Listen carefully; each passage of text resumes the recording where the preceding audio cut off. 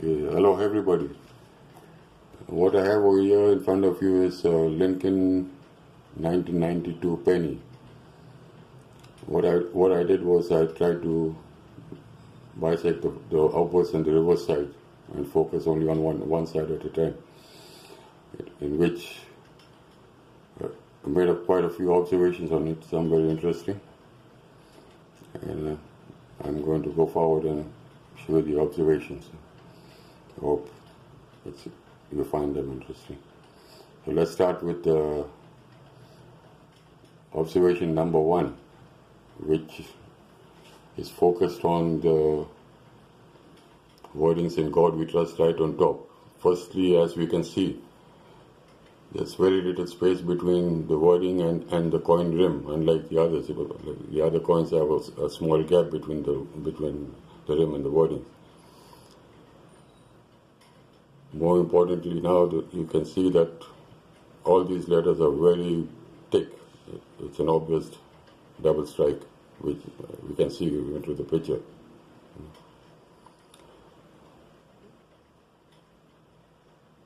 Within this wording, what we also find in, as I marked on the side, all my observation script, I put 1A, which says indications of a weak die strike to the alphabets T, R, and U of the word trust. And you can see the poor impression, mainly on the T towards the bottom end, and even the R and the U.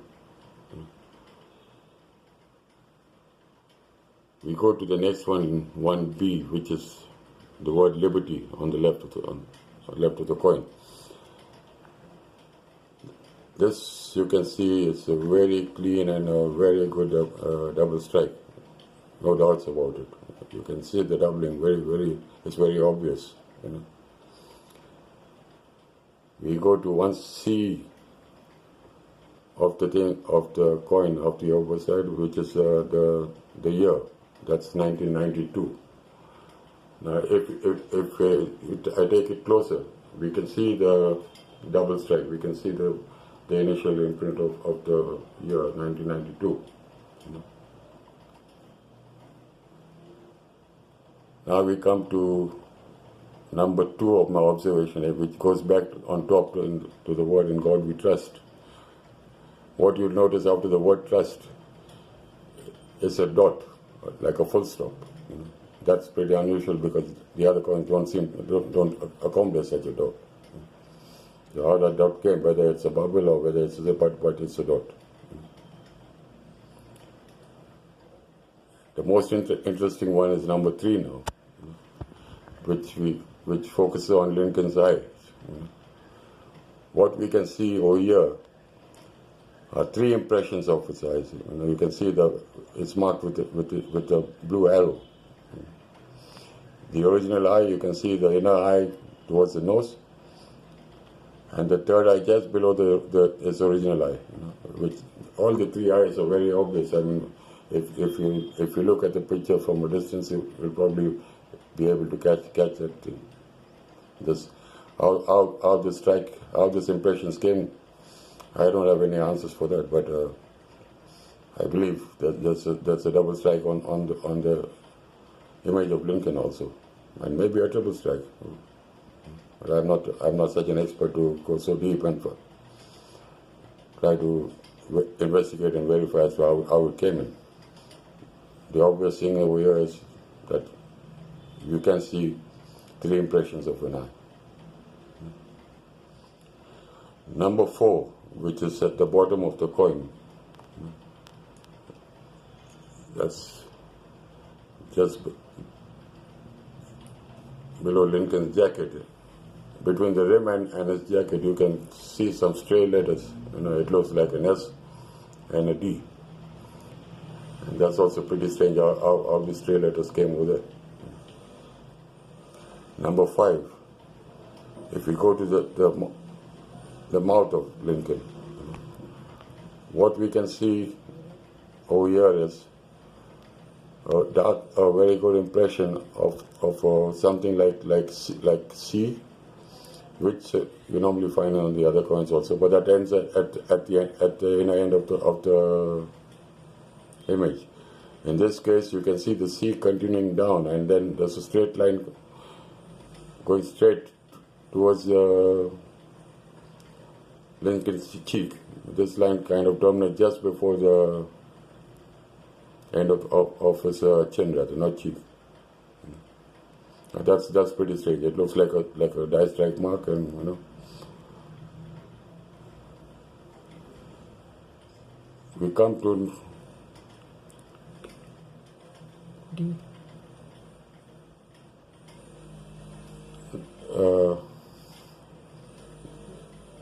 What about this lip impression? Usually, if you look at the other coin, the upper lip of Lincoln's upper lip you see a slight protrusion outside, which kind of puts a little smile on his face. But over here, the upper lip, it seems to be going. It's on the inside of the lower lip. The lower lip seems to be protruding outside, and that makes him look as if he is putting a pout on his face. Is it because of that line over there? That's a strike line which would change the impression. I don't know. Now we come to number 6, which is Lincoln's hair. You can see two versions, two this imprints of his hair. The lower one, which I believe is kind of the original impression, and the upper one, where the arrow is showing, the red arrow. You can see that the hair is kind of shaved off. You can see that the borderline marking on the hair, but the hair is shaved off right from the middle of his head, coming straight down to his forehead. That's pretty unusual. For me, it's a kind of a clarity that there's been a strike on his face. We go to number 7, which is the exercise I carried to find out whether the coin on the ear. An exercise to verify whether this is a close AM or a wide AM coin.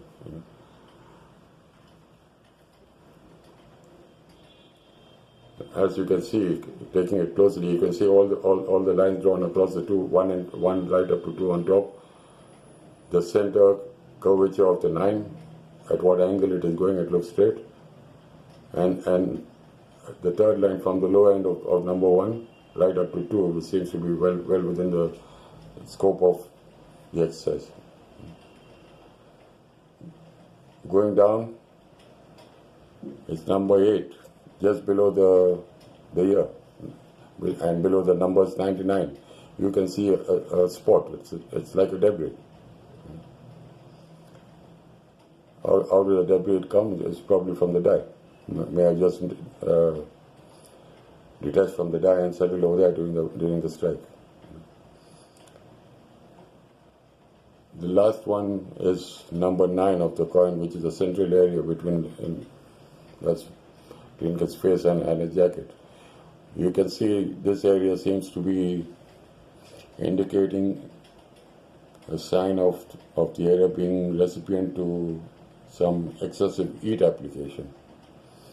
Probably that's a reason why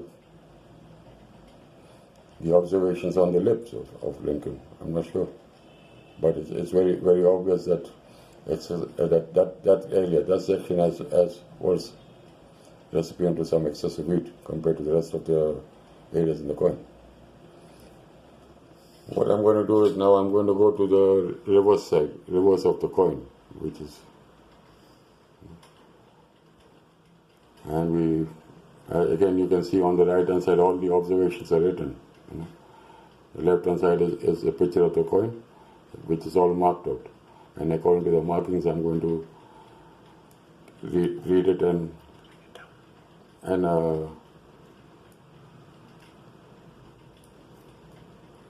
let's get everybody to know what are my observations and errors.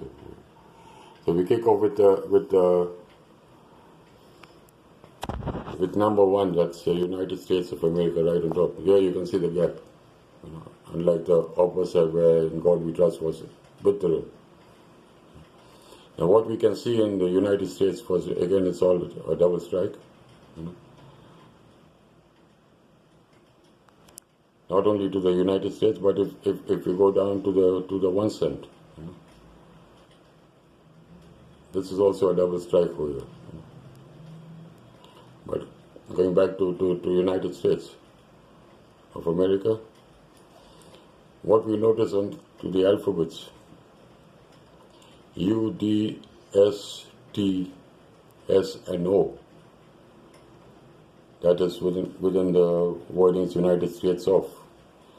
Now these alphabets seem to be accommodating some sort of gas blisters or dye overspill or something like that. You can see how it's bloated. All these alphabets are bloated in certain areas. I've circled them in red, the areas, just for ease of reference.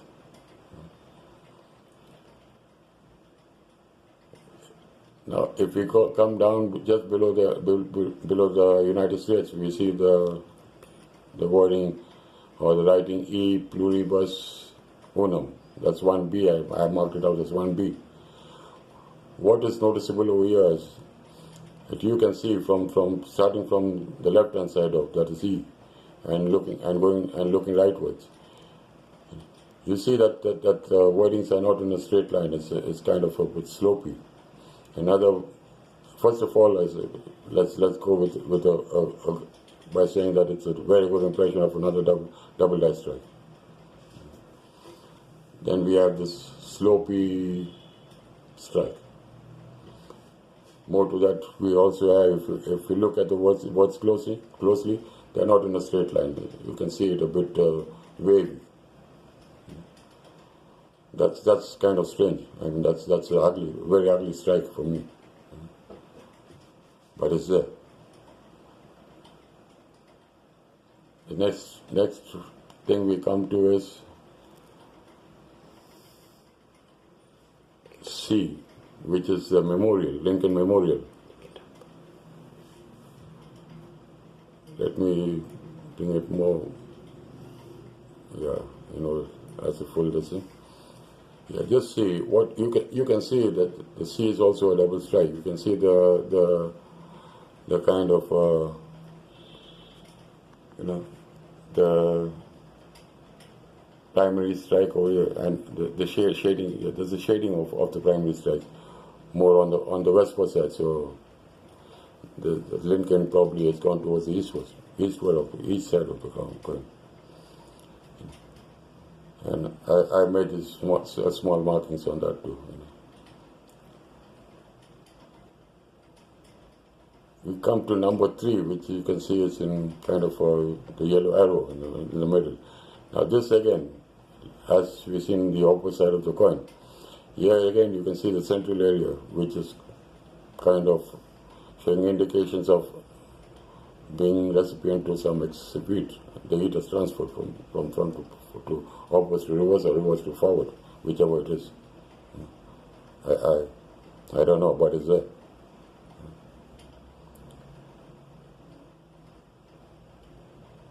Then we come to number 4, which is more on the left side of the coin towards the bottom end of the memorial. What we can notice over there is a kind of a stray alphabet T, which is very obvious. Now, how did that alphabet come in the strike? I think only the Mint knows, and I don't know who else knows it.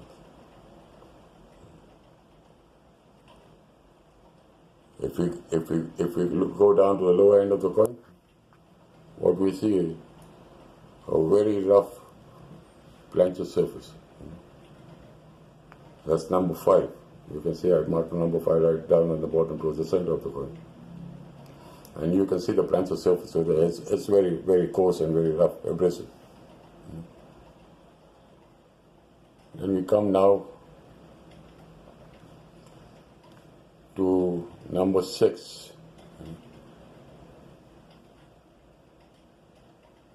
Which refers to the memorial block again. Here you can see from one end to the other end of the memorial block at the bottom end of the memorial block. I've drawn some two horizontal lines. One starting from the left side of the block and getting the straightness of the line. You can see the other end where it reaches. Now, similarly, the second line, with starting from the right side of the block, extending towards the left. You see, with the line straight, where it reaches. In other words, you can see two angles, one from the right to the left and one from the left to the right, and the distance between the angles created in this exercise of mine. It's very, very similar. And that's, on a rough guess estimate, I'd say it was probably anywhere between 10-15 degrees.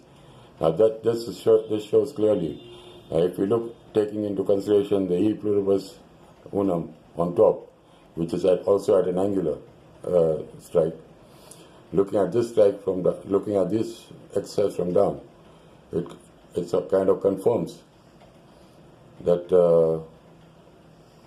the strike of the block and E pluribus and unum in Olsum was a strike with a slope towards the westwards of the coin, more west towards the south. That's very obvious. If we go now to 7, which is a designer's initials, the F and the G. You will see the exercise I carried out over there. You can see a black vertical line. And that line, looking at where the G is, where the F is, it seems to indicate, like the year 1992 in the obverse, that this is a close AM. Again, between the initial F and the block, you can see a small black line, showing you the gap, which from here, even with the naked eye, you will say that there is a distance, which is another kind of an exercise to check the distance between the block and the initial F, and the vertical line from the bottom of the block going straight upwards. Both these indicators are definitely, it shows that it's the coin is a 1992 close AM. Going further to the words AM in America. Here again, you can see, if you zoom in, maybe the double strike seems to be a bit questionable, because the M, the vertical line of the M closest to the A, it's very thin in stature. But if you zoom, you will see the initial imprint, the initial imprint of it. There's an indicator of the initial imprint of M coming very close to the word A. The arrow marks, I've drawn arrow marks, the white arrow marks are pointing towards that point. You've got to zoom it even more and you'll be able to see it. But I leave it to the experts to decide whether they want to accept it as a close AM or insist it's a wide AM. Now we go to the observation 8. I think I spoke about it, which says a wider gap between the memorial and initial F. I've already mentioned that before. So, going next to that, and with focus in the same area, we come to the observation number 9, which is very, very interesting and one of my best finds, other than the triple I and the obverse side. What we can see on the alphabet G, if I'm going to kind of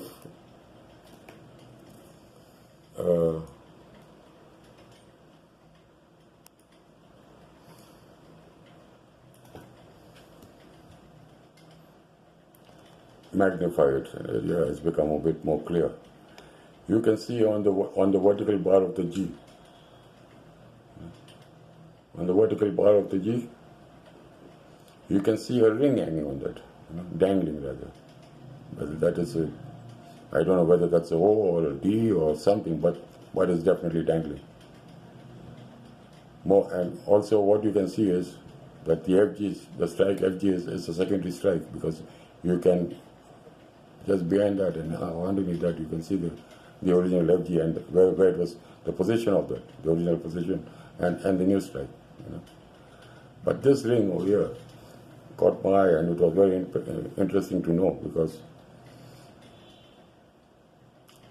in any way I think I can't figure out how that O or D landed on the vertical bar of the G. I leave it for you guys to ponder on it, think hard, and if you come up with some rational explanation, I'll appreciate if you share that with me, because I'm as interested to know what that is all about.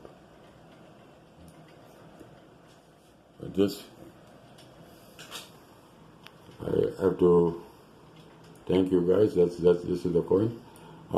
Just another one. Maybe I'll take you one step down now.